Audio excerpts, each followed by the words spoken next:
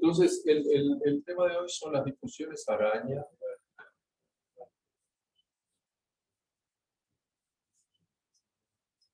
Y vamos a hablar del núcleo de Green.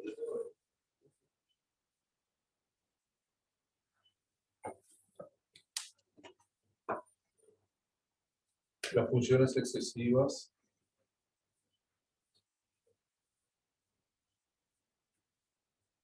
Y la paradoja.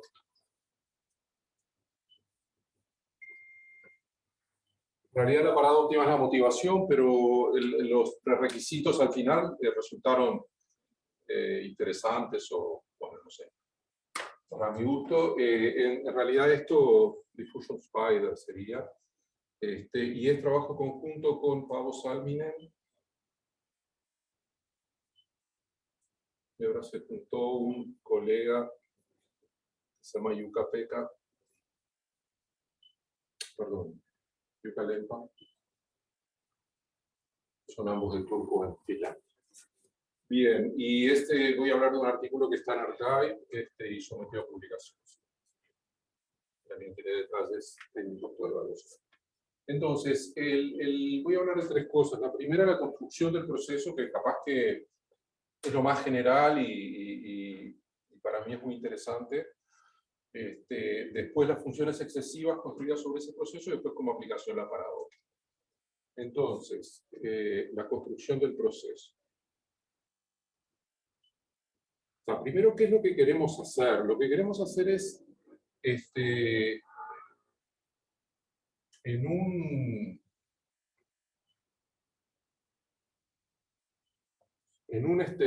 grafo estrella, construir una difusión. ¿Sí? Esto no es una cosa que se conoce, no la hicimos nosotros.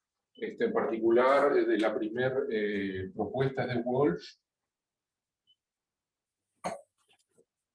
Y bueno, y el tema es que, digamos, supongamos que en vez de una difusión es un browniano, entonces aquí nos movemos como un browniano, y el problema es cómo resolver el tema de cuando llegamos al vértice, ¿no? Es decir, cómo continuar el proceso. Entonces uno dice, bueno, está bien, yo pongo probabilidades, P1, P2, P3, P4.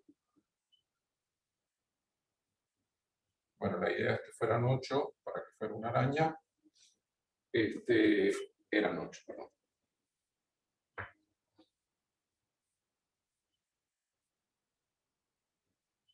Porque uno dice, bueno, está bien, yo tiro una moneda de 8 caras y decido con esas probabilidades y decido para dónde ir. Pero el comportamiento del browniano, la forma como el browniano toca un punto es bastante complicada. Entonces, no es una construcción que uno pueda hacerla de a pedacitos, porque, digamos, si uno, supongamos que aquí tenemos el tiempo y aquí tenemos una trayectoria browniana que parte de X. Supongamos para identificar que X es, bueno, debería ser a partir de la lista 1, lo mismo X. Es decir, el browniano se mueve aquí y yo dibujo aquí el tiempo. En el gráfico no hay tiempo, es una partícula que se mueve. Entonces, bueno, se va moviendo acá, pero cuando llega acá, el browniano rebota mucho y no se puede numerar secuencialmente lo que se llama las excursiones. Esto que yo estoy dibujando es el valor absoluto de BT más X, ¿sí? Es decir, lo estoy reflejando siempre para arriba. Podría reflejarlo para arriba y para abajo, es el usual. Entonces uno no puede contarlas en forma secuencial, cuál está antes de cuál, porque hay infinitas y no termina de contarlas. Sin embargo, son numerables, es como los racionales, digamos. Uno no los puede contar en el intervalo, pero son numerables. Y hay una forma de numerarlas y se las numera por tamaño. Y eso es una construcción que hizo Ito, que está en el libro de Ito McKean, libro clásico de difusiones. Entonces es posible numerarlas. Entonces uno podría decir... ¿Me puedes explicar un poquito a qué responde el modelo? ¿Cuál? Es una difusión en un grafo, digamos. En realidad el grafo es sencillo. Lo que uno quiere después es tener una difusión general en un grafo. Me estás preguntando por qué, te digo, estamos en el centro matemático. No, digamos, Hay aplicaciones físicas y sobre todo autores que trabajaron en esto fueron Friedrich y Wenzel.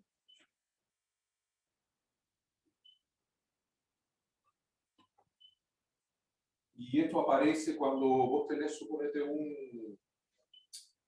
en el plano tenés un hamiltoniano con 2 puntos y calculás grandes desvíos y al final te aparece una estructura al tipo así. Si estos son tenés un potencial con dos mínimos, entonces al final podés esquematizar el movimiento en un grafo. ¿Sí? Eso dicen ellos, pero a mí me gustó el modelo, me gustó, digamos.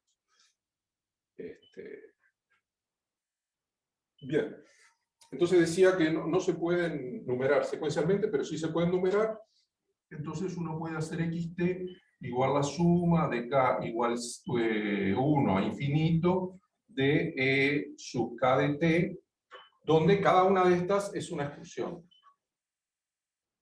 ¿Sí? Pero no están secuenciales. Pero decía que lo que hace uno es las ordena por tamaño. Dice, está bien, mayores que 1, se fija en 0t, digamos, cuántas hay, y la cantidad finita, mayores que un medio, en fin, las que no sacó, las puede contar así. Eso repito que lo hicieron Ito Makini, tiene una estructura probabilística.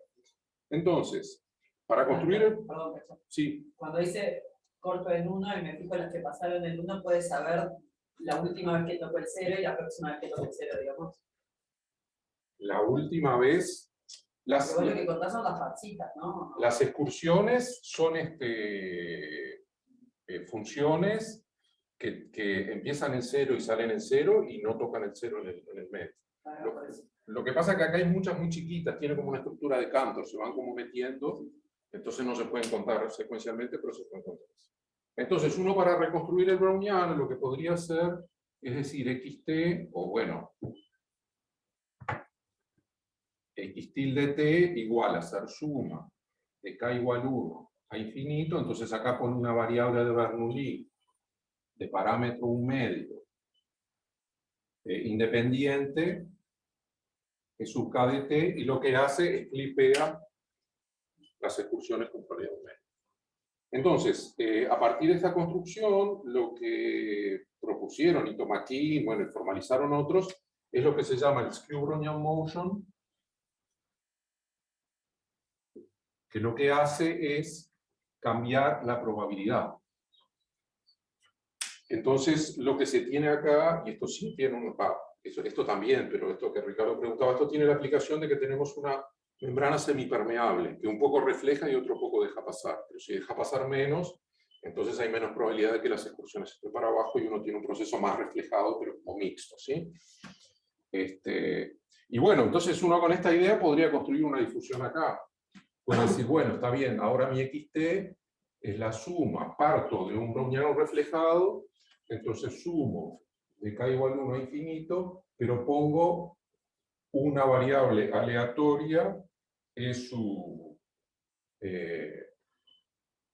k, por e sub k de t, disculpen la repetición de la notación, donde e sub k vale P1 con probabilidad P1, B2 con probabilidad P2, y hasta B8, bueno, con probabilidad P8, ¿sí? La suma de los P da 1, ¿sí? Simplemente no hace esa construcción. Entonces esa es una construcción posible y bonita, digamos, pero tiene algunas dificultades. Por ejemplo, es difícil después probar propiedades de los objetos construidos así, digamos. Uno se aparta de las construcciones clásicas y es difícil probar propiedades. Y además, hay otro problema, que es que uno, o por lo menos yo, o en general hay interés en definir una discusión sobre un grafo más general. Entonces, un grafo un poco más general que el que hicimos es, por ejemplo, es un árbol. Entonces acá, si uno quisiera hacer lo mismo, uno tiene un problema de tamaño de excursiones, ¿sí? No puede usarlas todas, porque si acá tiene una excursión muy grande, cuando la excursión llega ahí, entonces hay que cortarla en el medio y bueno, eso también se puede hacer en la literatura, pero unos autores dicen que, bueno, eso se puede hacer, pero es un poquito, la notación es un poco complicada y lo dejamos para el lector. Entonces, esta sería la construcción con excursiones. No es... Hola, ¿qué tal? Entonces, Walsh, en realidad Walsh hizo una cosa un poquito distinta. Él lo que hacía era sortear al azar con una distribución continua, y, es decir, tenía como infinitos rayos, y lo propuso y no lo formalizó. Después hay un artículo de Barlow, Pitman y Orr, donde ellos sí formalizan y dan una construcción de la cual voy a hablar un poquito ahora, ¿sí? Pero digo, en realidad está mal. Lo que quiero decir es que Walsh no hizo esta construcción, digamos. Walsh lo que hizo fue proponer el primero y decir que se podía construir así. Entonces, esta es la construcción A, después la construcción B es con semigrupos. Entonces acá apelamos a la teoría analítica de los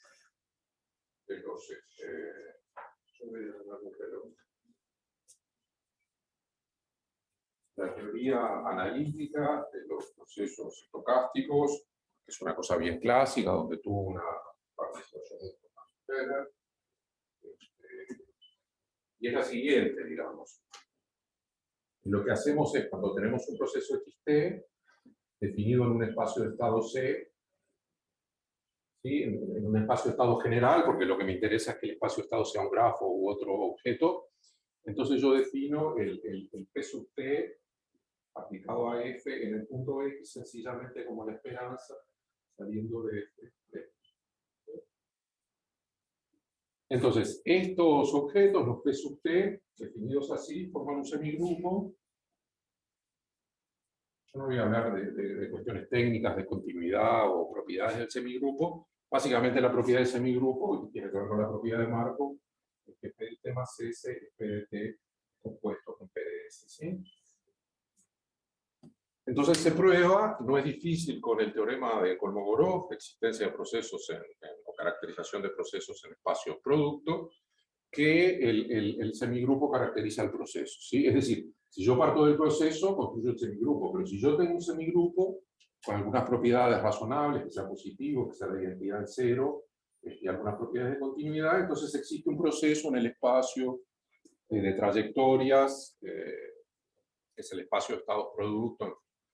Y eso no es difícil es la cuenta esa de Markov, ¿no? Que hago cuando digo, bueno, ¿cuál es la probabilidad de pasar por acá, y por acá, y por acá? Que está la FIDI, entonces digo, llego acá, integro acá, en fin, esa cuenta que no sé si vieron, no la quiero escribir ahora. Pero igual los semigrupos son difíciles de dar explícitamente, entonces lo que se calcula es el generador infinitesimal del semigrupo, que es el límite cuando t tiende a 0 de la esperanza, partiendo de x de f de xt menos f de x, dividido. Bueno, entonces acá uno tiene un límite. Primero, acá uno piensa que f pertenece a L, que es un espacio de Banach, de las funciones continuas, y ahí en ese espacio es donde calcula el límite. Eso es el generador fuerte. Está claro que este objeto no existe para todas las f's, pero para las f's para las que existe, se le llama el dominio de A. Son las f tales que existe el límite, existe, digamos, a F como límite. Entonces la pregunta que uno se plantea ahora es, porque si uno tiene por ejemplo, si X es el movimiento browniano, entonces uno cuando hace la esperanza de F saliendo de X, xt menos f de X dividido T, uno hace un desarrollo de Taylor y esto le queda un medio de F segunda X.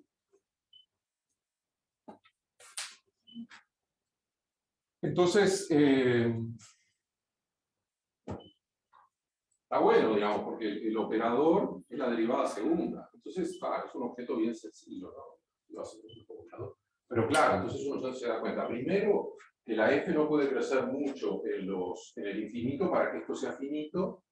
Y segundo, que tiene que ser lo suficientemente regular, o si no tiene derivada segunda, queda eso, ¿no? Entonces la pregunta que me hago ahora yo es la siguiente, digamos.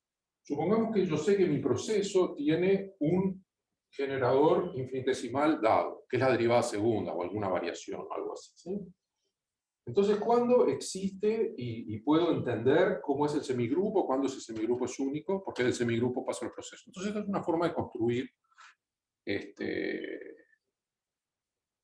procesos estocásticos a través de la teoría. La respuesta a esa pregunta viene dada por el teorema de Hill-Yosida.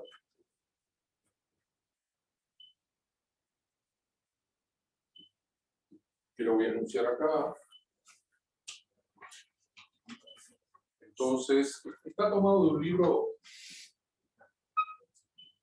de un matemático checo que se llama Mandel, pero es...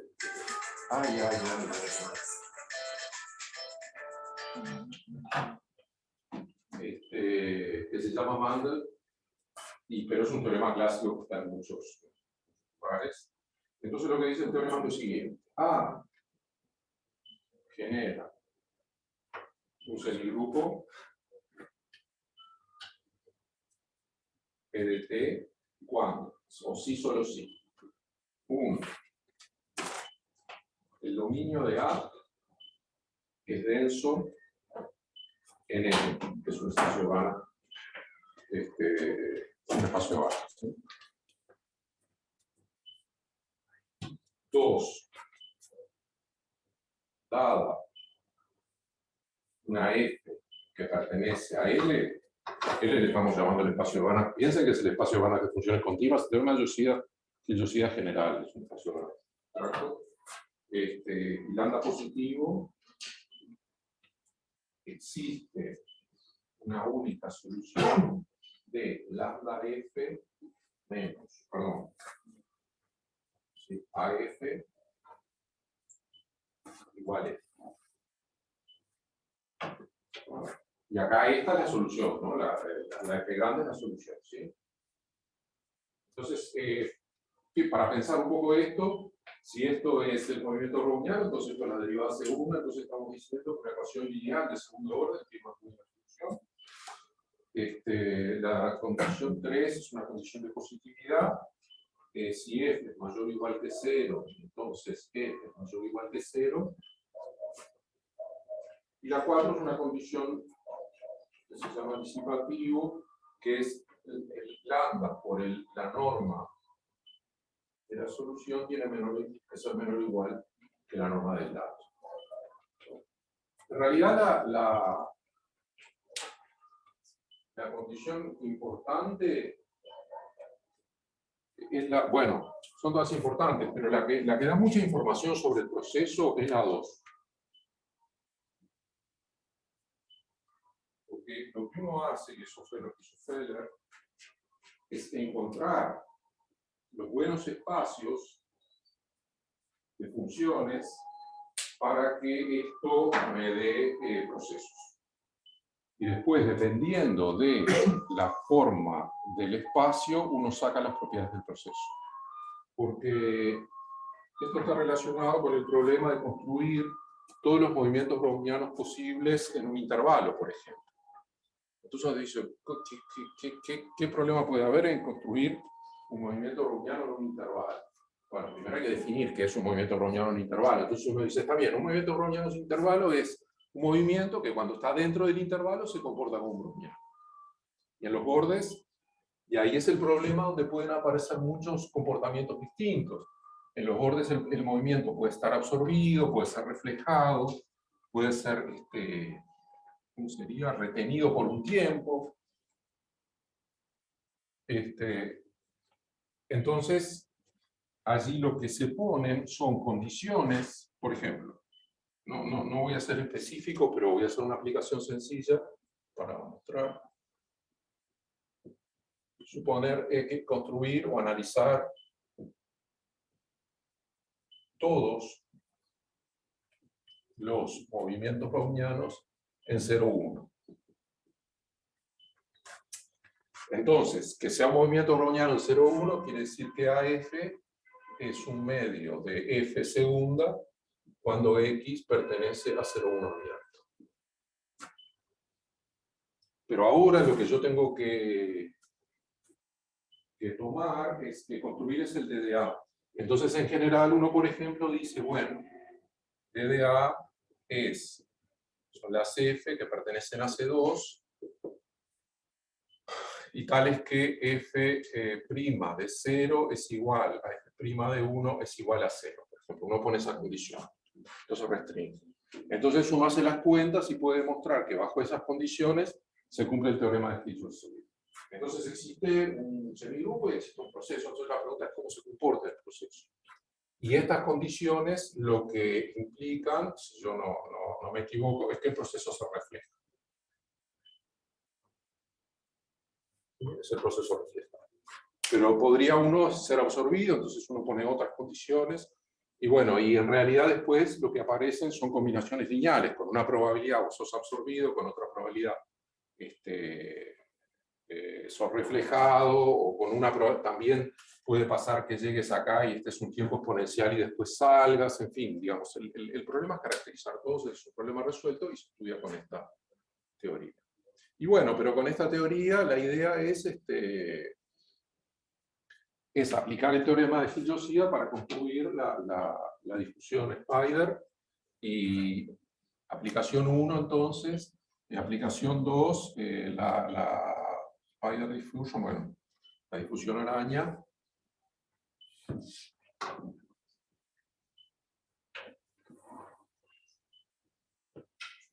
Lo que tiene que cumplir es el dominio de A, son las difusión araña browniana, ¿sí? El dominio de A son las F, el espacio de estados es un grafo, ¿sí? Entonces son las F, que son, por ejemplo, C2 en las aristas,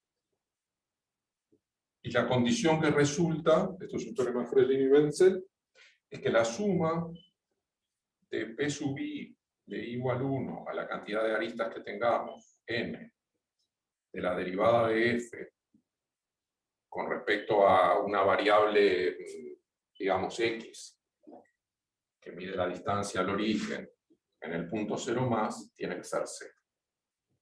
Es decir, se demuestra que si este es el dominio, entonces en la clausura de este dominio, porque pensamos que sea denso, el teorema de Hill-Josiah funciona y construye un proceso que es la difusión en la.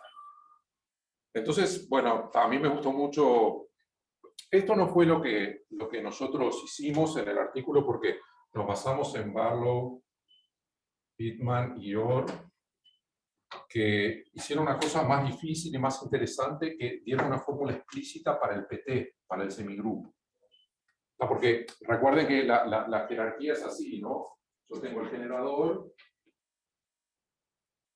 que me identifica el semigrupo, que me identifica el proceso. Entonces yo puedo, como hacemos a veces en los cursos, construir el proceso directamente a partir de variables aleatorias, puedo dar el generador, puedo dar el semigrupo y puedo dar el generador.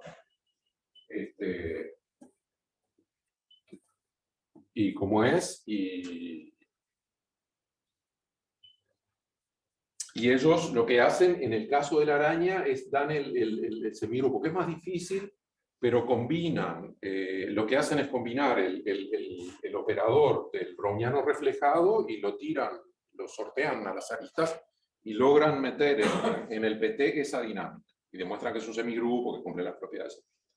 A mí me gustó mucho estudiar esto porque es un tema clásico. Trabajó Feller en esto, y Thomas King, y bueno, me hace recordar también cuando Enrique estuvo en Nueva York y conoció a Feller, en fin, entonces se me hace toda esa, a pesar de que es un tema muy clásico, digamos, y esto está esencialmente hecho. Igual, yo ahora quiero entender bien cómo se hace la construcción en los grafos, y miro la literatura y todos van para atrás. No, esto se hace igual que en tal caso, en un libro tal, y te dan un libro de 500 páginas. No me das el libro de 500 páginas. ¿Dónde está? Pero bueno, digamos, yo creo que es sólido. Sobre todo esta parte, ¿no? La parte de la identificación del comportamiento en los vértices o en los extremos con las propiedades del proceso que uno quiere. Bien. Porque es más fácil ir de acá para acá, ¿sí? Digamos, uno tiene el proceso y uno sabe que las probabilidades son, por ejemplo, 1/3. Entonces uno tiene que calcular acá ¿cómo es? El generador infinitesimal en este punto y con un tiempo de parada, en fin, hay técnicas que permiten calcular eso. El problema es cuando uno no tiene el proceso, ¿sí? Y lo único que sabe es que está bien, que tiene este dominio. Por eso es un teorema súper potente, la agiliosidad, porque permite construir procesos a partir de semigrupos. Una mención que esto también se aplica a las cadenas de marco con tiempo continuo, ¿no? Es el GS que aparece ahí. Es esa teoría. Lo interesante es que el espacio de estados es cualquiera, entonces uno puede construir un proceso. Bien. Bueno, entonces, un poquito esto. Vamos ahora a la parte 2, que es el núcleo de Lie, y más a lo que es nuestra contribución. Es decir, nosotros nos ponemos en un contexto en donde en cada arista tenemos una difusión. Sí. Una observación, lo que tú acabas de decir es volviendo a hablar sobre la araña. Todavía no has hablado de la difusión sobre la araña, porque la condición F segunda, F pertenece a C2, y la condición de frontera solamente tiene que ver con el generador infinitesimal de movimiento browniano. Sí, bueno, en realidad eso es interesante, porque Barlow, Pitman y Yor lo hacen para el browniano y dicen, sin mayor esfuerzo se puede generalizar a una difusión. Claro, porque ahí están con el espíritu de Ferner, porque Ferner decía, tengo el movimiento browniano, y si yo cambio la función de Pitts y la función velocidad y la escala, entonces tengo cualquier difusión. Sí. Es una locura. Esa afirmación es una locura, porque es como decir, bueno, en el fondo tengo un disfraz y entonces, ¿quién es la persona que está atrás? Bueno, no, tiene la careta, tiene ese... Sí, es decir, llevar a escala natural, es decir, el primer cambio yo lo acepto. El segundo ya es un cambio de tiempo, entonces cambia la estructura probabilística, no es demasiado... Es muy no lineal ese cambio. El segundo, claro. Bueno, el primero también, pero uno compone el proceso con una función de forma de que la función de escala sea la X.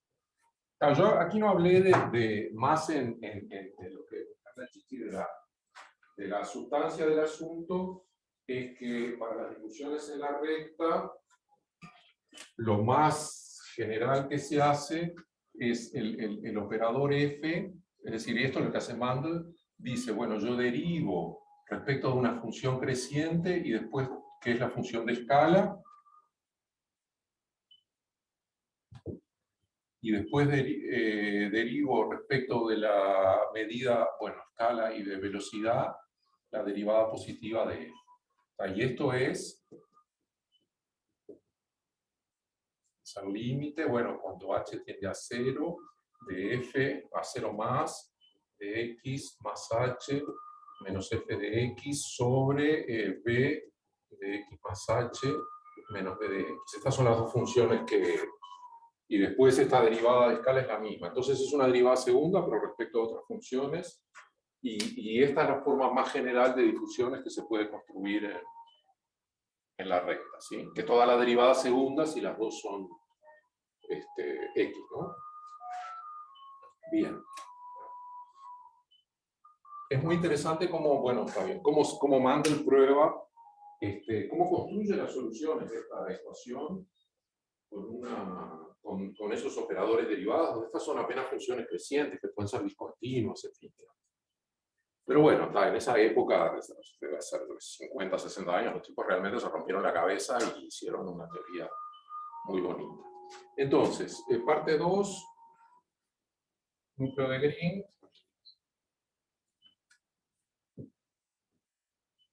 Repito, nosotros en el artículo no hablamos de esto, simplemente citamos a Barlow, Pitman y York, que también lo hacen para el browniano y dicen que, el objeto que nosotros usamos se hace sin dificultad. En fin. Pero bueno, uno a York siempre le cree. Bueno, entonces núcleo de Green.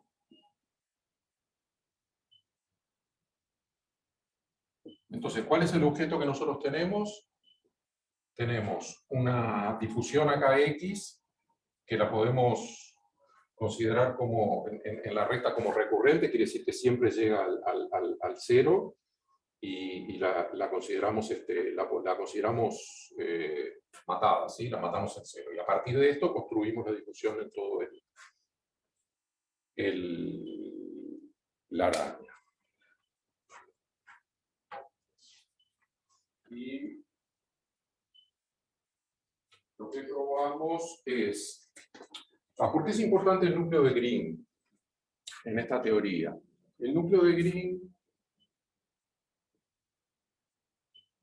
para un R se define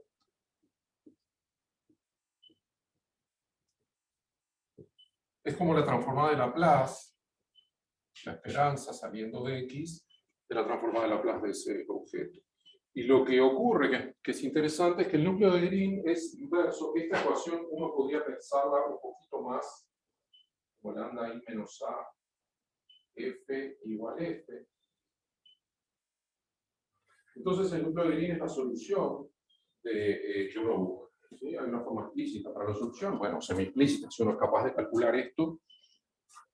Pero lo que ocurre, quiero decir, es que lambda menos A por el núcleo de Green de F me da F. Quiere decir que si todo funciona y estas cosas convergen y caigo en los dominios, estoy resolviendo la ecuación explícitamente.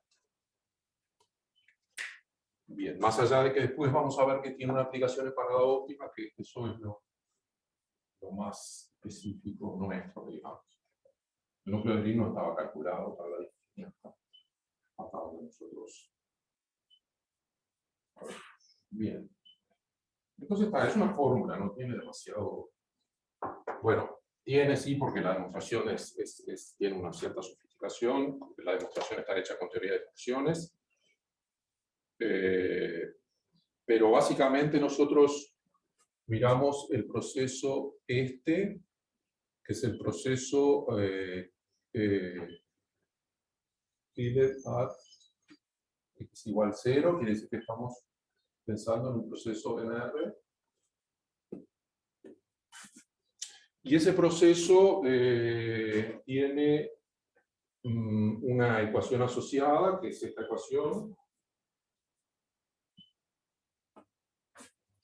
que es, bueno, lambda U menos AU igual 0.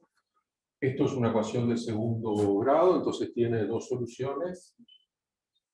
Esta es una solución decreciente y esta es una solución creciente.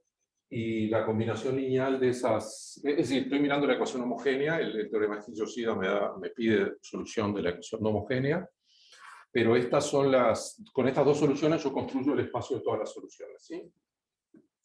Entonces, el teorema lo que dice es que el núcleo de Green, esto lo calculo la densidad, que es R de XY, que vendría a ser, que bueno, a ver, voy a ser un poquito más explícito. Uno también puede hacer el G sub R de XA, que es la esperanza de 0 más infinito a la menos RT, la probabilidad de que XT pertenezca a A, ¿sí? De T. Entonces esto es una medida en A, y uno calcula la G sub R de XY, que es la derivada Radon-Nikodym de G con respecto de una medida de referencia. La medida de referencia tiene que ver con esta.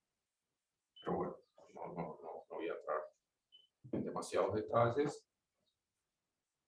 De X, en la segunda variable, la X está fija, y se demuestra que los procesos bien comportados, el núcleo de Green tiene una densidad.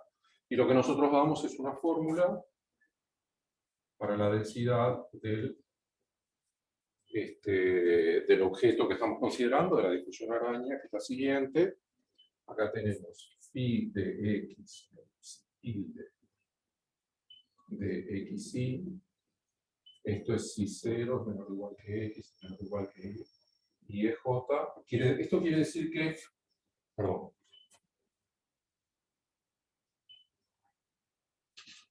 que estamos mirando dos puntos en el mismo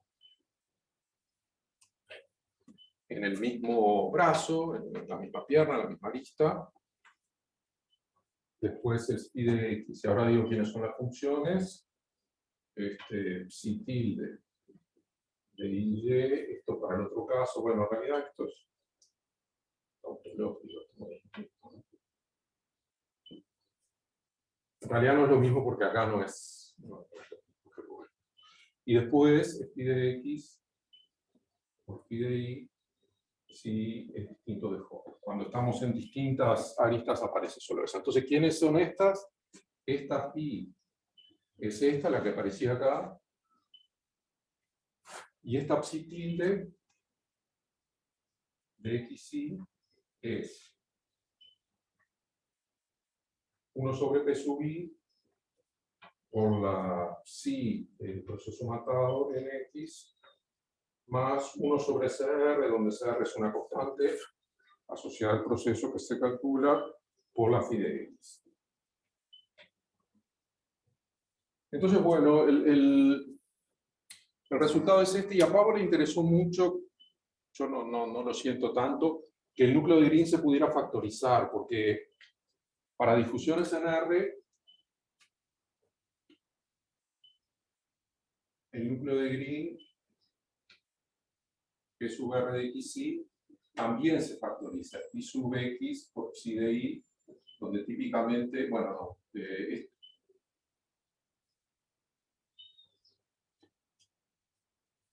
tiene esa forma cuando esto es cuando Y es menor o igual, cuando Y es mayor o igual que X. Entonces uno tiene un dibujo que es así. ¿Sí? Si esto es X, y acá está la C, ¿no? Para un lado o para el otro, uno tiene una fórmula de factorización. Típicamente en el caso browniano, esto es E a la menos raíz de 2R, X menos Y. Entonces a Pablo le interesó mucho que se factorizara y... Cuando hay No, que se factorizara siempre. Siempre se factoriza. No, bueno, también tenés... Digo que es más natural, si no cambiaste de rama. Lo que pasa es que el caso natural es este. Cuando vos partís de acá, está bien la observación, y cuando vos partís de acá y llegás hasta acá, entonces vos no ves lo que pasa. Pero si vos partís de acá, el problema es que te vas y después volvés. Entonces no sabés cuándo volvés y por eso y el efecto es este. El efecto de ese fenómeno es la suma de eso. ¿Sí? Todo lo que pasa en el tiempo hasta que vos de ahí volvés a X, ¿no? Podés ir directamente y podés ir. Es como que separan las dos trayectorias y por eso aparecen los dos. Podés pasear por las otras ramas y después volver y todo dentro del proceso. Sí, claro. Es decir, vos partís de acá y Okay. digo, te preguntás acá, ¿no? Saliendo de X, en realidad, como es la densidad, es como que vos te preguntás esto, ¿no? Ir a Y. Entonces podés ir de X a Y sin sin salir o saliendo. Y a él le interesó mucho que se factorizara, y bueno, me planteó la pregunta, nos planteamos la pregunta, ¿cuáles son los grafos para los cuales se factoriza? En fin, eso está un poco por el momento, está verde, pero capaz que sean los árboles, porque no tienen ciclos, entonces como no tienen ciclos vos no podés volver, yo qué sé. Calculamos algunas cosas más para los triángulos, y eso pudimos calcular, pero eso no está en el retículo. Y bueno, digamos, si en el caso del si X es el browniano, si X es el Brownian motion, marcado en 0, entonces las fórmulas son explícitas y es 1 sobre tita e a la menos tita X por 1 sobre GI, seno hiperbólico de tita E más e a la menos tita I. Es la primera. Después la segunda, en realidad es la misma cambiando el por I. Y la tercera es 1 sobre tita por I a la menos tita X. Y estas en realidad, después de tanta historia, tita acá es raíz de R, o de 2 lambda, perdón, R es el lambda, ¿no? Lo que pasa es que miré 2 referencias, uno usaba lambda y el otro usaba R, entonces R es lambda.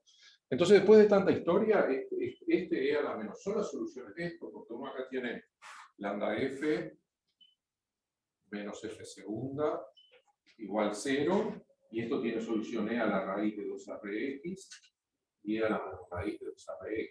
Y así se construye todo, los senos hiperbólicos y en fin. Entonces, pero bueno, damos el núcleo de Green para la araña de... Esta se llama la araña de Walsh, ¿sí? Porque Walsh lo hizo con el browniano, nosotros lo hacemos con difusiones generales. Lo que no hicimos, que es interesante, es poner difusiones distintas en los distintos generadores en cada arista. Capaz que no debía haber dicho eso. Bien, y bueno, entonces un poco para ir terminando, las aplicaciones a la parada óptima. No sé cómo estoy de tiempo. Pregunta. Vamos a 23.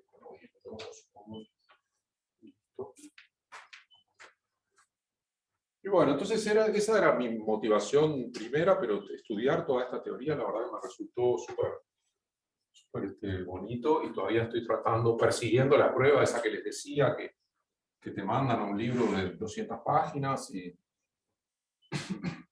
le das, bueno, en fin.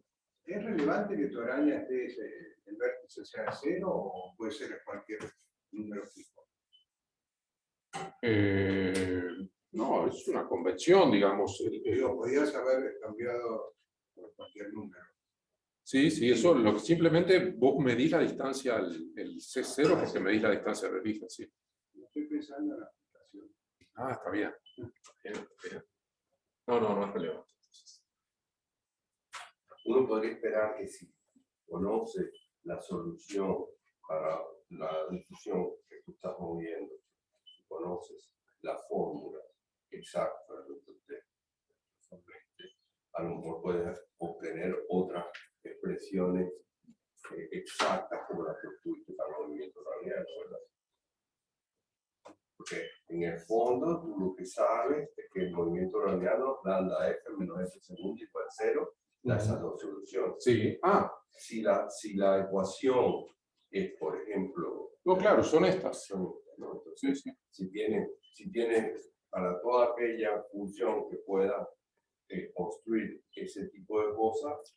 Sí, porque a ver, la teoría esa general con eso de Mandel, lo que prueba es que esta tiene dos funciones crecientes y decrecientes. En el caso browniano son estas, pero ¿vieron cómo es eso? ¿Qué quiere decir que algo es explícito? ¿No? Cuando uno está haciendo matemática dice explicit solutions. Entonces uno mira y dice, pero esto no es explícito. Simplemente uno se acostumbra y ya considera que eso es explícito. Cuando uno pone a la X, dice que es una función explícita y ¿cómo la calcula? Es un desarrollo de Taylor.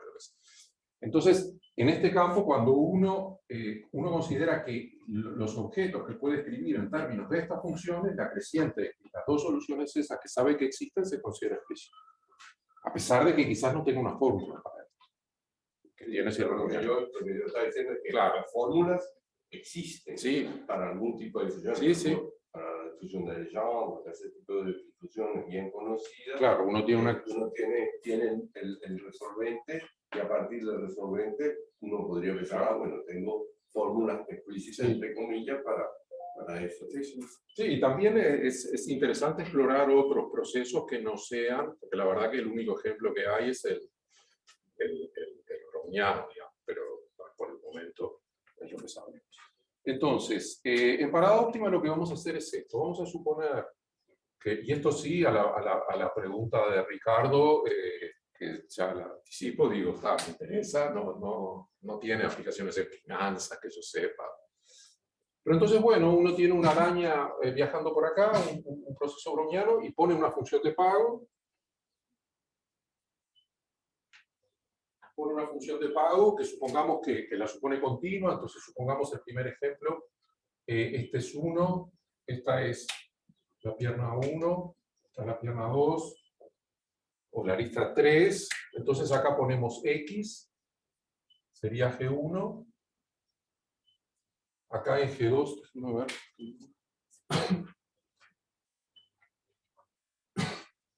El 2 es 2, entonces uno aquí tiene el punto 2,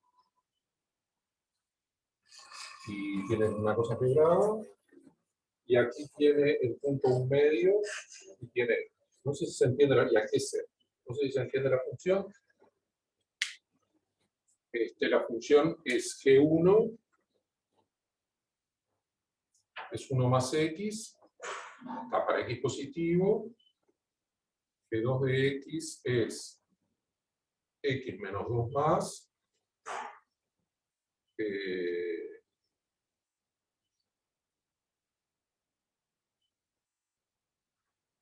esto es continuo, 0, 1,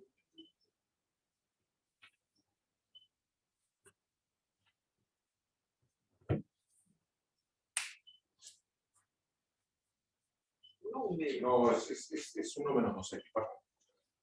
Acá es, para que sea 2, es 1 menos X sobre 2 más, entonces en 2 tiene el 0 y es continuo, y G3 de X es 1 menos 2X más, entonces tiene, es una función.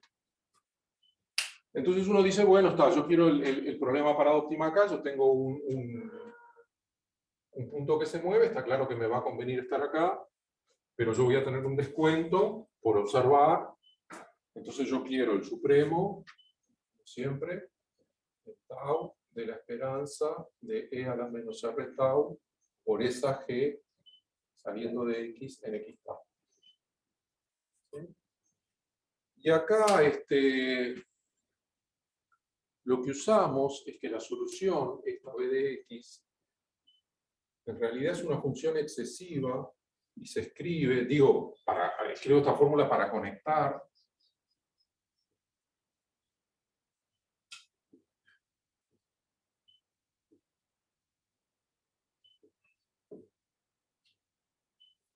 Se puede escribir, acá estoy usando que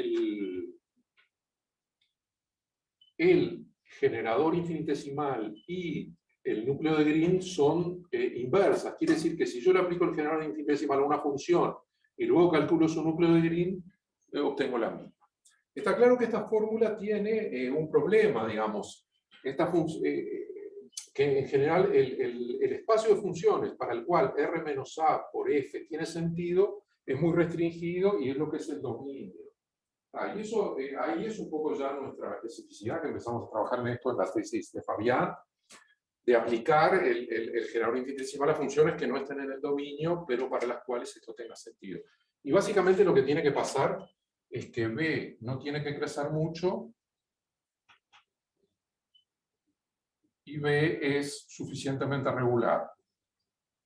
Y con suficientemente regular lo que pasa es que capaz que es irregular en algunos puntos en donde no me interesa calcularlo. Entonces no es C2, entonces no entra ahí, pero yo puedo hacerlo. Hay que hacerlo con cuidado, pero funciona. Entonces, con esta teoría, digamos, obtenemos el teorema que dice que si R, esto es uno de los resultados, porque ¿qué pasa? También el descuento acá,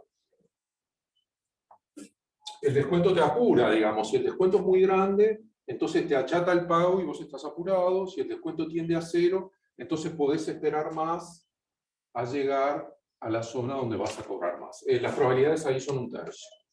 Entonces, si R es mayor que 2, voy a dibujar en azul, para no escribir la fórmula, la región de parada óptima. Si R es mayor que 2, quiere decir que R es grande. entonces yo estoy apurado, quiere decir que cuando estoy acá, de acá entrando hasta unos puntos críticos que se calculan, yo me detengo. Quiere decir que me conformo con lo poquito que me pagan estas aristas, si estoy en la lado negativo. ¿No? Después, si R está entre 1/8 y 2, entonces esto es para R mayor que 2. Si 1/8 es menor que R, es menor o igual que 2, esto sale de poner estas fórmulas en esta cuenta y bueno, y ver que todo funciona. Entonces ahí la arista, déjenme ver, la arista 2, lo que tengo, bueno, si fuera así, dibujo la región de paro, es así. Quiere decir que en esta arista, que es bastante buena porque yo subo más rápido, espero hasta llegar al vértice, ¿sí? Y si R es menor o igual que 1/8, entonces ahí sí puedo esperar a llegar a la arista buena y hay un punto crítico acá. Entonces resolvemos eso. Tenemos otro ejemplo que es diferente en naturaleza y exige un tratamiento diferente, porque, y déjenme ver si... por aquí 10 minutos, yo solo digo que es, no lo escribo. Lo que es el otro ejemplo es que aquí tomamos, supongamos, X, aquí tomamos 2X, y aquí tomamos 3X. Entonces está claro que la arista 3, bueno, está espantoso esto, está la arista 3, entonces acá tomo 3X, en la arista 2 tomo 2X, entonces me conviene estar en la arista 3X lo más alto posible, pero bueno, si estoy en la arista 1 suficientemente lejos, como 3 veces más lejos, gano lo mismo. Y bueno, y ahí hallamos en ese caso, déjenme que yo tengo mi difusión en la araña y en la arista 1 gano la distancia del origen, X, en la arista 2 gano 2X, y en la arista 3 gano 3X. ¿Sí? Es difícil dibujar una función sobre. Entonces está claro que la arista donde más sirve estar es 3X, pero bueno, el movimiento es al azar, pero si uno está 3 veces lejos en la arista X, gana lo mismo que en esta. Entonces, lo que se demuestra es que hay unos puntos críticos, X estrella 1, que los calculamos, X estrella 2, X estrella 3, tal que acá, bueno, ahí está, acá yo continúo, y en azul es la zona donde yo me detengo. Es decir, cuán profundo tengo que llegar en cada arista para hacer el balance que me conviene. Y bueno, eso es todo lo que quería contarles. Muchas gracias.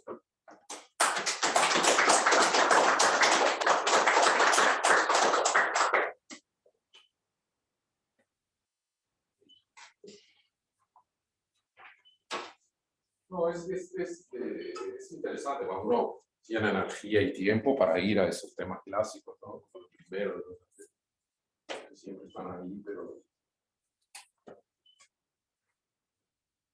Y también como en el tiempo, y nosotros lo vamos a hacer, ¿no? Decir, bueno, tales autores a tal lado hicieron tal cosa y uno lo va a buscar y tiene que ir para atrás, para atrás y para atrás. Y no lo encuentra bien hecho, pero bueno. Capaz que hay preguntas del Zoom. ¿Se escucha? Perdón. ¿Valen nociones tipo similares de superarmonicidad que en el caso real, tipo afuera de la región de parada? Sí, sí, sí, sí. Todo igual, ahí va. Sí, porque la definición de funciones excesivas o superarmónicas no depende del dominio. Entonces tenés en general, digamos, para todos los procesos que tengas, tenés funciones excesivas. O sea, entonces está, yo porque ahora estoy entusiasmado con eso. Podrías plantearte una especie de juego de inking también, ¿no? Acá sí. Ahí va. Yo lo que quiero hacer en un grafo es la persecución de la película, ¿no? Del que va manejando el grafo y persigue al otro. Claro, vieron, de toda buena película policial hay una persecución de autos. Se puede modelar eso. Que no es un juego de Inkin. El juego de Inkin es cuando hay dos jugadores y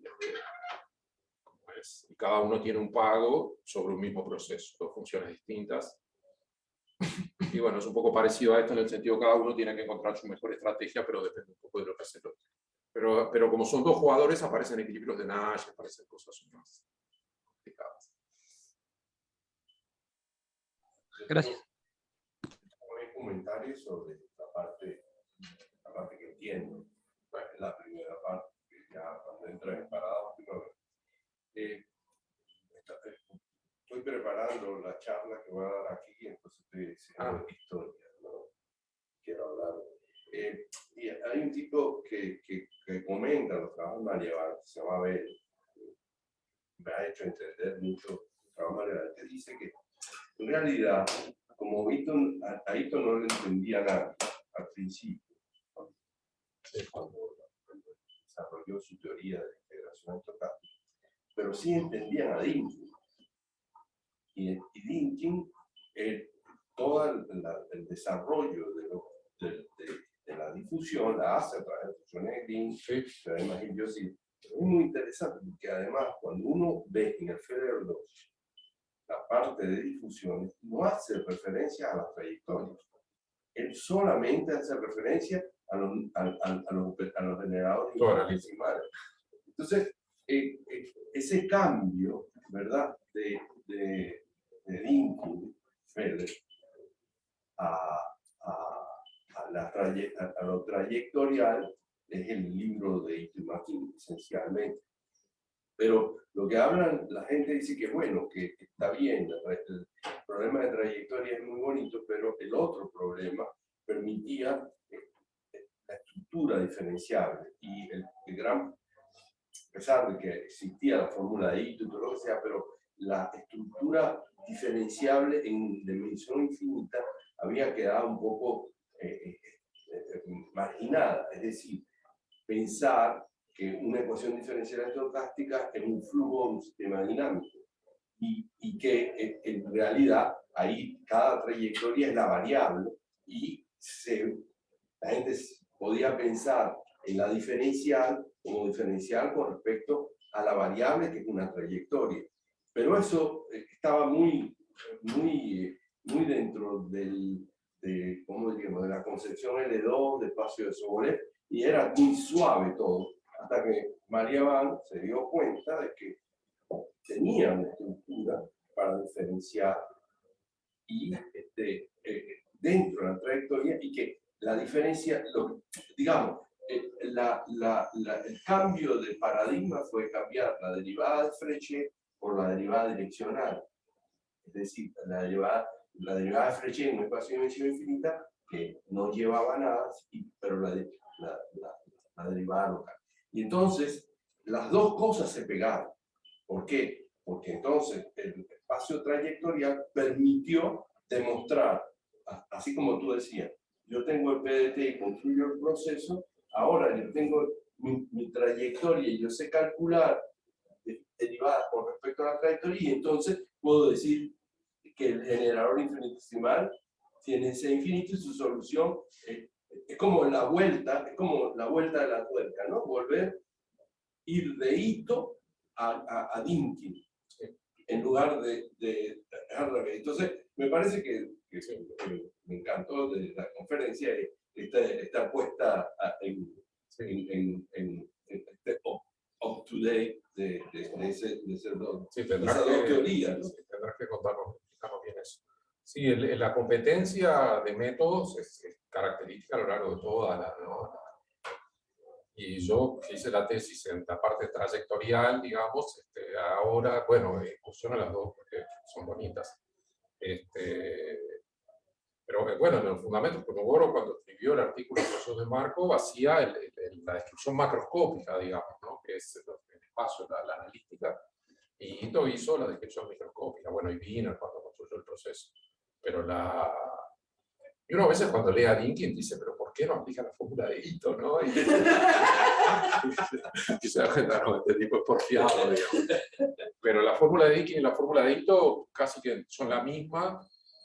Digo, la fórmula de Ito... Viste que te excité alguno de tus temas. Sí, claro, claro.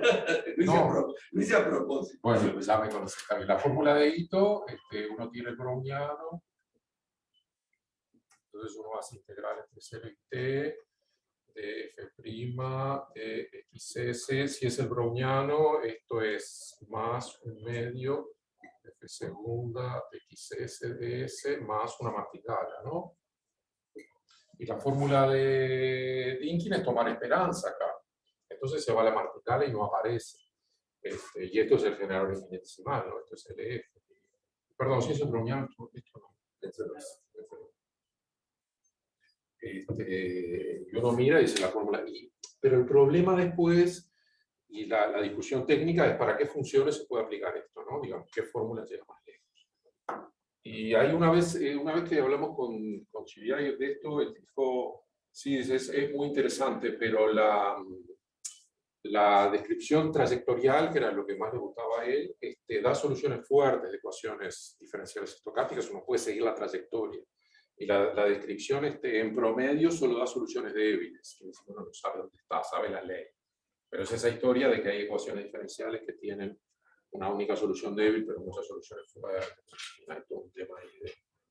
Pero esos son los objetos que están en el borde, ¿no? En general, los objetos que uno estudia clásicos cumplen siempre todo. Pero debo decir que para parada óptima, como la B es una solución media rara, que en general se pega suave o no a veces, aplicar la fórmula de Ito o de Dickinson es un desafío porque la F no cumple en general las hipótesis.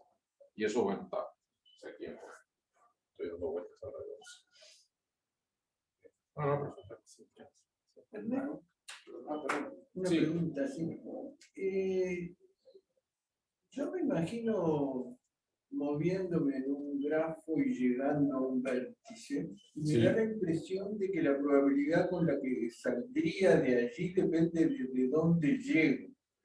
¿Tiene algún sentido Sí. eso en el caso de difusiones? Que, Sí. que las llegadas son tan especiales. Sí, hay algunos trabajos donde hacen una matriz.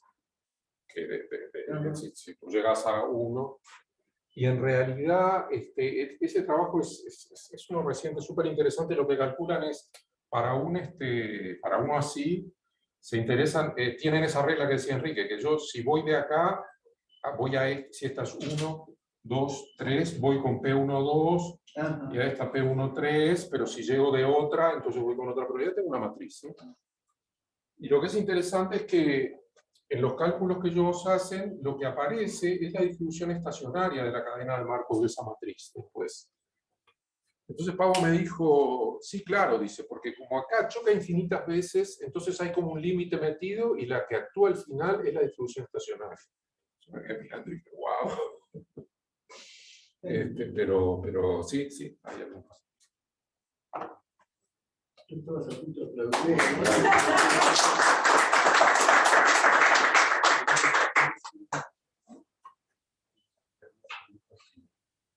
Bueno, muy bien, muchas No gracias. habrá más preguntas en el...